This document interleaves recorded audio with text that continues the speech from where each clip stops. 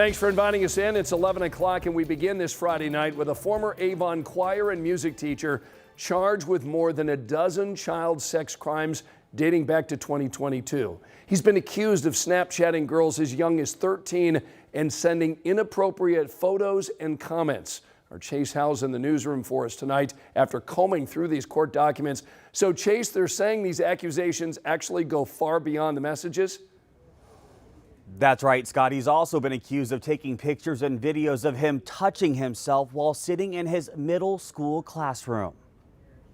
Snapchat messages like, "I'm a 28-year-old teacher who fantasizes about his students all the time," is what Kayvon Mtiaz is accused of sending underage girls, along with nude pictures. The fact that he tells these kids in the chat, the Snapchat, that he's got a sexual interest in students, it's very worrisome. According to the Avon School District, Mtiaz worked at White Oak Elementary from November 2019 to May 2021. Then in July of that same year, he went to work for Avon Intermediate School West until March 2022, before moving to Avon Middle School North until December 2022. It was there where court documents say he took videos and pictures of his genitals in his classroom.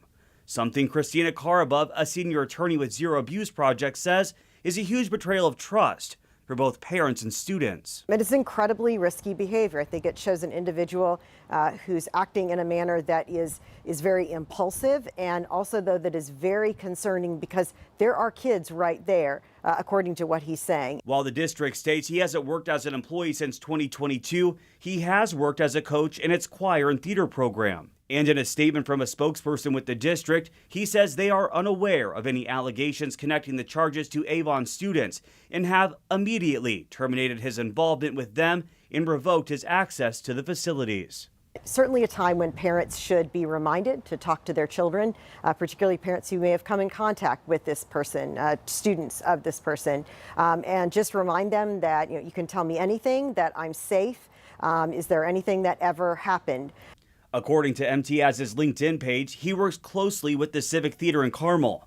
In a statement from the organization, it states they've severed all ties with him and don't believe the allegations are related to any of its students. If a parent has a specific concern, maybe something that happened with their child or a change in behavior when they were around this individual, or maybe the child had indicated that something was wrong or suddenly didn't want to be around a person, that's always a good time for a parent to sit down and have a really open, honest conversation with their child.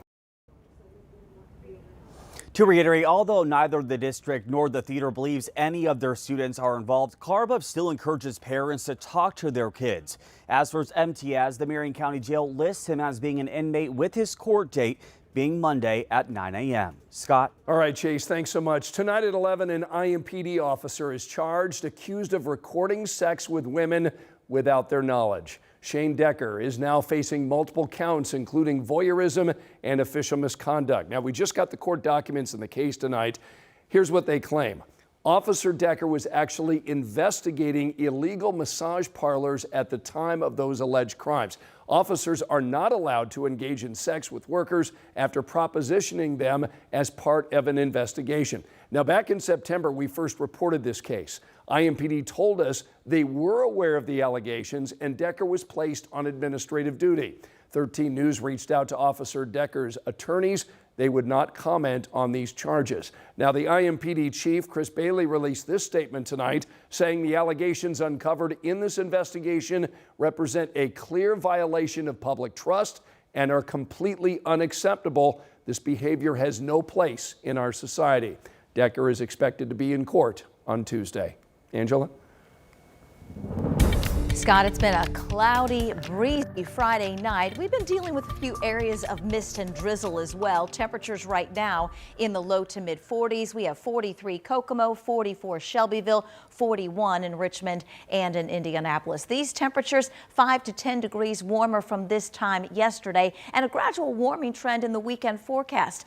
Little sunshine tomorrow afternoon, little more expected on Sunday. We're at 48 tomorrow, and temperatures climb to near 60 on Sunday. I will have a look ahead to that next rain chance and a look ahead to the holiday in your 7-day. All right, we'll see you in a little bit, Angela. Thanks. New tonight, IMPD and the Indy Fraternal Order of Police just reached a tentative deal for new contracts. The union president tonight explained the agreement online. Rick Snyder saying this is a 4-year deal focusing on retaining officers. He says the average salary for an IMPD officer would go up by 24% over those 4 years. Snyder tonight is confirming this would make IMPD one of the top paid police departments in our state. He says a vote on the contract is expected to be done by December 5th.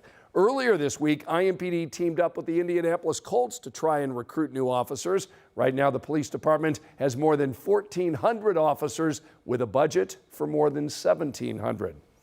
Tonight at 11, a push to feed Hoosiers here in Indianapolis, providing hundreds of Hoosiers with food for Thanksgiving.